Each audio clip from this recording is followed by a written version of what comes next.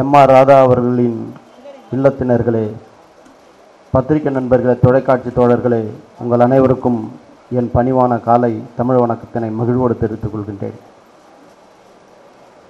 பெருந்தகை மருத்துவர் ஜானகிராமன் அவர்களின் 50 ஆண்டுகால பொன்விழா சேவையை நினைவூட்டும் வகையில் நடைபெறும் இந்த அறக்கட்டளை துவக்க விழாவில் மேலும் தொடர்ந்து ஒவ்வொரு வருடமும் ஒவ்வொரு நாளும் இலவச மருத்துவத்தை நல்கிடும் அவருடைய கொடையுள்ளத்திற்கு ராதா ரவி சார் அவர்களின் குடும்பத்தின் சார்பாக என் நெஞ்சார்ந்த நன்றியினை தெரிவித்துக் கொள்கின்றேன்.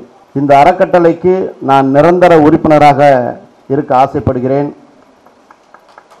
அதற்காக துப்பாக்கி படத்தினுடைய வெளியீட்டு விழா என்று ஒரு நல்ல தொகையை கண்டிப்பாக இந்த அறக்கட்டளைக்கு தந்து என்றும் நிலைநிறுத்துவேன்.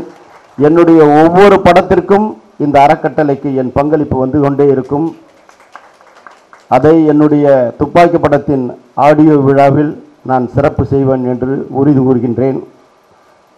அதோடு மட்டுமில்லாமல், அதாவது முரட்டுத்தனமாக பேசக்கூடிய ராதாரவி என்று சொல்வார்கள். அவர் குழந்தை மனம் கொண்டவர், ஈரமனமும் ஈகை மனமும் கொண்டவர். அவரோடு பேசியிருக்கும் பொழுதுதான் தெரிகிறது, ஒவ்வொரு ஞாயிற்றுக்கிழமையும் அனாதை சடங்களை அடக்கம் செய்வதற்கு அவர் எடுத்து வைக்கும் காரியம் அது எண்ணிறக்க முடியாதது.